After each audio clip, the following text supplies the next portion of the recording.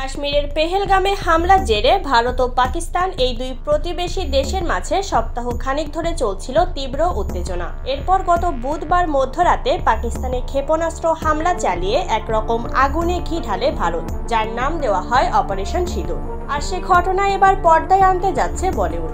সীমান্তে খানিক উত্তেজনা হলেই যা পর্দায় চলে আসে, সেখানে ক্ষেপণাস্ত্র হামলার মতো বিষয় ভারত পর্দায় ফুটিয়ে তুলবে না, সেটি বলার বাকি রাখে না। ভারত পাকিস্তানের এমন পাল্টাপাল্টি হামলা যে একদিন সিনে পর্দায় আসবে তা অনুমেয় ছিল দর্শকদের কাছেও। অবশেষে দর্শকদের সেই প্রতীক্ষার অবসান ঘটতে চলেছে হয়তো। ভারতের সঙ্গে সংশ্লিষ্ট যে কোনো যুদ্ধ, সংঘাত কিংবা দ্বন্দ্বের পরিণাম বা ফলাফল যেমনই হোক, সিনে পর্দায় দেখানো হয়েছে ভারতীয় সেনাদের সাফল্য, বীরত্ব। বলা বাহুল্য, অপারেশন সিঁদুর সিনে পর্দায় আসলেও হয়তো ফুটে উঠবে এমনই কিছু। তবে যেই কথা সেই কাজ। পাকিস্তানে ভারতীয় ক্ষেপণাস্ত্র হামলা দুদিনও হয়নি, এরই মধ্যে এই ঘটনা নিয়ে বলিউডে সিনেমা নির্মাণের প্রস্তাবের হিড়িক পড়ে গেছে। বলা যায়, যুদ্ধক্ষেত্রকে পুঁজি করে সিনেমা ইন্ডাস্ট্রিকে ব্যবসা সফল করা বলিউডের কাছে নতুন কিছু না। তাই তো পাকিস্তানের উপর প্রত্যাঘাতের কাহিনী পর্দায় ফুটিয়ে তুলতে উদ্গ্রীব বলিউডের প্রযোজনা প্রতিষ্ঠানগুলো।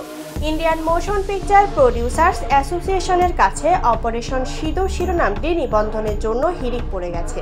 ভারতীয় গণমাধ্যম থেকে পাওয়া খবর, ইতোমধ্যে 18টি প্রযোজনা প্রতিষ্ঠানের পক্ষ থেকে অপারেশন সিঁদুর নিবন্ধনের জন্য আবেদন করেছে। সূত্রের খবর, অশোক পণ্ডিত, মধু ভান্ডাকরের মতো পরিচালক নাকি নাম রেজিস্টার করেছেন। আবার সেই তালিকায় রয়েছে টি সিরিজ, জি স্টুডিওর মতো একাধিক প্রযোজনা সংস্থা। পরিচালক অশোক পণ্ডিত নাম নথিকরণভুক্ত ভারতীয় গণমাধ্যমকে বলেছেন, হ্যাঁ, আমি অপারেশন সিঁদুর শিরোনাম নিবন্ধনের জন্য আবেদন করেছি। এই বিষয়ে কোনো চলচ্চিত্র তৈরি হবে কিনা তা এখনও পরের কথা।